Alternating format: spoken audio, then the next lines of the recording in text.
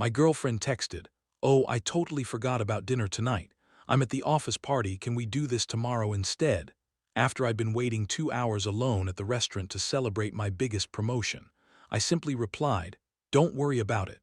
Then I quietly moved out that week and stopped covering my 70% of our rent and expenses. She's now frantically calling everyone we know, asking how to reach me after being forced to move back in with her sister. I'm Ryan Mitchell, 31, and I used to believe that love meant always being the accommodating one. For 2 years with Lauren Hayes, I had perfected the art of understanding, planning, and forgiving. She was everything I thought I wanted: beautiful, charismatic, full of infectious energy. She worked in marketing for a boutique agency and had this magnetic personality that drew people in effortlessly. I was drawn too, perhaps fatally so. The pattern had established itself so gradually that I barely noticed how one-sided everything had become. I was naturally detail-oriented. My job as a systems engineer trained me to think ahead, anticipate problems, create solutions. Lauren lived beautifully in the moment, and I convinced myself our differences complemented each other perfectly. I became the relationship coordinator by default. I researched restaurants, booked weekend getaways, remembered anniversaries, and handled logistics. When we moved in together after 8 months, I found the apartment, coordinated movers, set up utilities. When Lauren suggested I cover 70% of the rent since I earned more, I agreed without question. It seemed practical at the time, but Lauren's approach to our shared commitments was different. She'd get caught up in spontaneous plans and forget our dinner reservations. I'd reschedule without complaint, telling myself her spontaneity was charming. She'd promise to help with household tasks, then disappear for weekend shopping trips with her sister, leaving me to handle everything alone. I rationalized it as supporting her social needs. The first serious crack appeared 6 months ago when we were supposed to sign paperwork for a car we decided to buy together. Lauren had been excited about having reliable transportation for work events. We'd spent weeks researching options, negotiating with dealers, arranging financing. The signing appointment was scheduled for a Tuesday afternoon, and she'd promised to meet me at the dealership. I waited an hour and a half while the sales manager kept apologizing and offering coffee. Finally, Lauren texted, "OMG Ryan, totally lost track of time. At this amazing pool party with clients. This is so good for networking. Can you handle the paperwork? You're better at that stuff anyway." I signed the documents alone, drove the new car home alone, and spent that evening explaining why I felt hurt. She listened with apparent remorse, bought my favorite coffee the next morning, and promised it wouldn't happen again. I believed her because I wanted to, but it did happen again. My birthday dinner became a quick lunch the next day because she double-booked with a friend's crisis. The family barbecue where she was supposed to meet my parents got canceled on her end because she'd forgotten about helping her roommate move. Each time brought apologies, small gifts, and promises to do better. Each time, I found myself accepting less while giving more. The most painful incident before that final dinner happened 3 months ago. My grandmother was in the hospital, and I'd arranged for Lauren to meet my extended family for a serious discussion about Grandma's care. This wasn't casual, it was about someone I loved deeply, and I wanted Lauren to understand this important part of my life. I sent reminder texts. She responded enthusiastically, promising she'd be there by 2 p.m. 2 o'clock came and went. At 3, I called, no answer. At 4, as relatives asked where she was, I felt that familiar sinking feeling.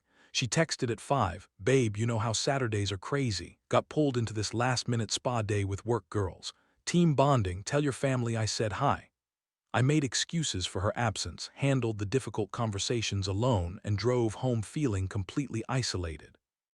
When Lauren came home glowing from spa treatments and bubbling with stories, I tried explaining how abandoned I'd felt during such an important family moment. She listened while scrolling through photos on her phone. "You're being really dramatic about this," she said finally. "It's not like your grandmother died, and you handled everything fine without me. You always do. That's what I love about you, how independent you are." Independent. She used that word whenever she wanted to justify leaving me to handle something alone. I wasn't independent by choice, I'd been forced into independence because depending on her had proven impossible. But I stayed. I stayed because I loved her laugh, because she made me feel needed, because I'd invested so much in building our life together. I stayed hoping that patience and understanding would eventually make her see how much I was giving and start reciprocating. The promotion dinner was supposed to be different.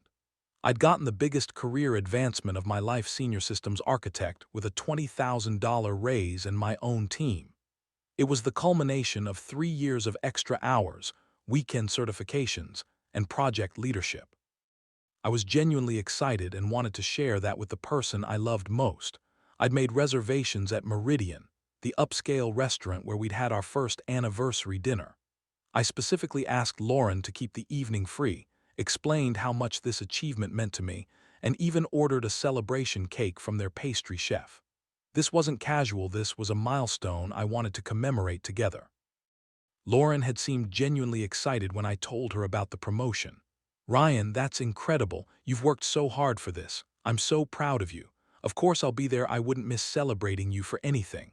Her enthusiasm felt sincere, and I allowed myself to believe this would be special. I arrived 15 minutes early and settled into our reserved table. The atmosphere was perfect: soft lighting, quiet jazz, elegant but comfortable.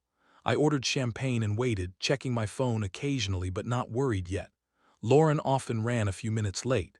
By 7, I was checking more frequently. The server had approached twice asking about appetizers, and I'd politely declined, explaining I was waiting for someone. Other couples were being seated, ordering, laughing together. I sat alone with untouched champagne, trying not to feel self-conscious. 7:30, I called straight to voicemail.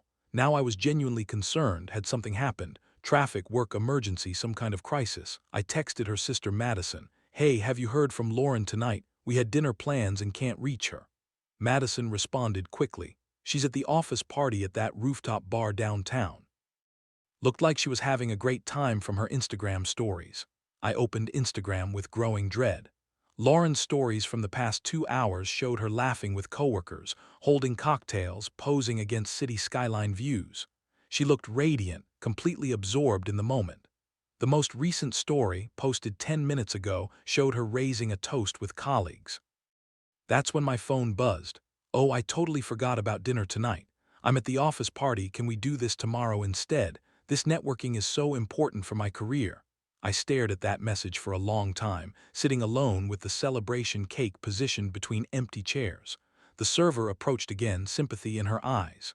"Would you like to order, sir, or wait a bit longer?" "I'll be dining alone tonight," I said, surprised by how calm my voice sounded. "Could you bring that cake we ordered? I'd like to celebrate my promotion." As I ate that cake alone, each bite tasting like disappointment and clarity combined, I felt something fundamental shift inside me. This wasn't hurt or anger, it was recognition. Lauren hadn't forgotten about dinner. She'd made a choice. She'd prioritized a work party over celebrating the biggest achievement of my career. But more than that, I realized this was who she had always been. I'd spent 2 years making excuses for her behavior, reframing selfishness as spontaneity, thoughtlessness as free spirit. I'd convinced myself that patience and accommodation would eventually be reciprocated. Sitting alone with that cake, I finally understood she would never reciprocate because she didn't value what I offered. My reliability wasn't treasured, it was taken for granted. My accommodation wasn't seen as love, it was seen as weakness. My emotional investment wasn't matched, it was exploited by her assumption that I'd always be there regardless of how poorly she treated me. Lauren came home around midnight, slightly drunk and effusively apologetic. "Baby, I'm so sorry, time just got away from me, and you know how important networking is. We'll celebrate tomorrow, I promise. I'll make it up to you."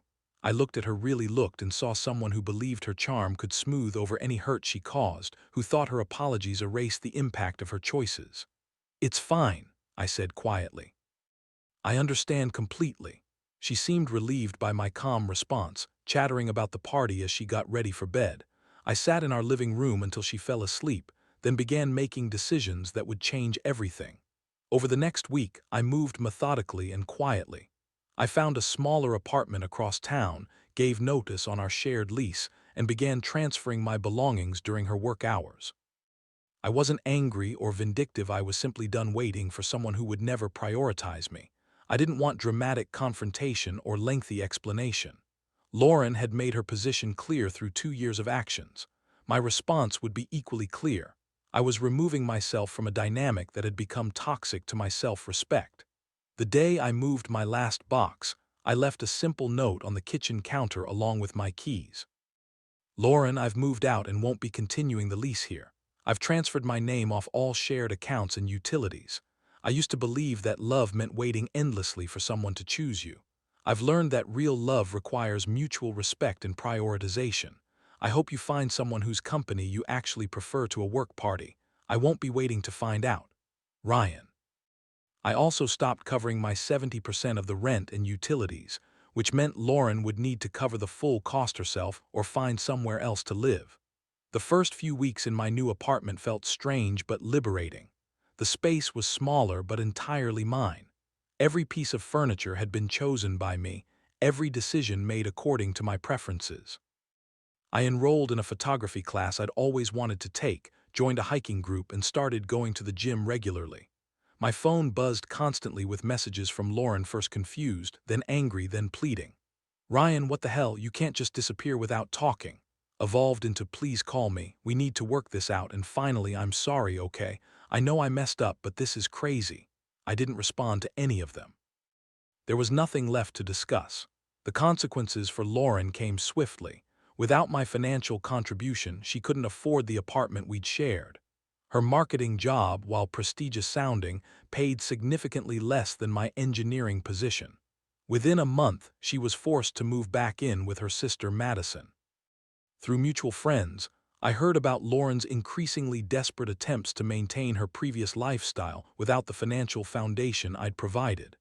She picked up freelance projects, borrowed money from family, and gradually had to scale back the shopping trips and expensive dinners that had defined her social life. Meanwhile, my own life was expanding in ways I hadn't expected. Without constantly accommodating Lauren's schedule and preferences, I discovered interests and friendships that had been dormant. The hiking group led to weekend camping trips.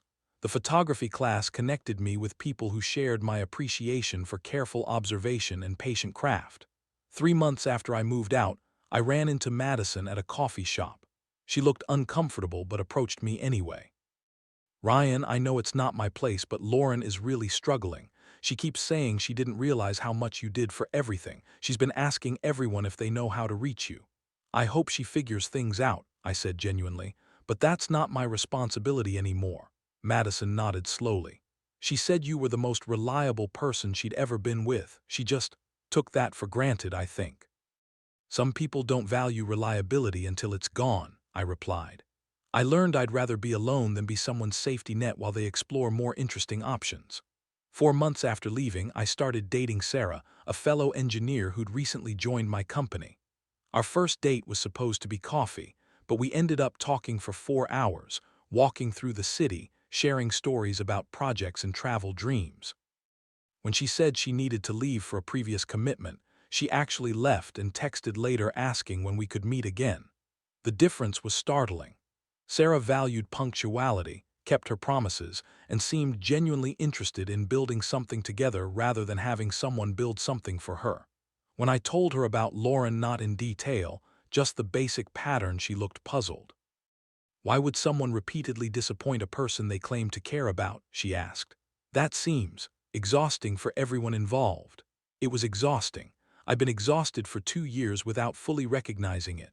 6 months after I'd stopped waiting, Lauren found my new address somehow and showed up at my apartment on a Saturday morning. She looked smaller than I remembered, less polished, more vulnerable. Ryan, please just give me 5 minutes, she said when I answered the door. I know I screwed up, I know I took you for granted. I've changed, I'm in therapy now, working on my issues with commitment and prioritization. I miss you so much. I looked at her and felt nothing. Not anger, not satisfaction at her apparent distress, not temptation to resume our old dynamic. Just a calm recognition that this chapter of my life was completely closed. I'm glad you're working on yourself, I said honestly, but I've moved on completely. What we had wasn't healthy for either of us, but especially not for me. I hope therapy helps you build better relationships in the future. But we were good together, she insisted. We had so much history, so many good times. Can't we try again? I promise I'll be different. The good times happened when I was doing all the emotional and logistical labor, I said gently. That's not sustainable and it's not love. It's one person accommodating another person's inability to be a true partner. She started crying then, and part of me felt sorry for her, but a larger part recognized that her tears were likely more about losing security than losing me specifically. I've learned something important, I continued. I deserve someone who chooses me consistently, not someone who needs crisis and consequences to realize my value. You taught me that lesson, even if you didn't mean to. I wished her well and closed the door. She didn't try to contact me again after that. A year later, Sarah and I moved in together, and the difference in how we handled shared responsibility was remarkable. We split household tasks based on preference and availability. We kept shared calendars and actually honored commitments to each other. When one of us needed support during a stressful time, the other provided it without keeping score. Most importantly, neither of us had to wait endlessly for the other to prioritize our relationship. We both showed up consistently, making the kind of small daily choices that build genuine partnership over time. I occasionally wonder if Lauren learned anything from our relationship's end. I hope she did, for her own sake, and for anyone who might love her in the future. But whether she changed or not is no longer my concern. The day I stopped waiting was the day I started living according to my actual worth, rather than settling for someone else's limited estimation of it. Some people will always see accommodation as weakness and reliability as something to exploit.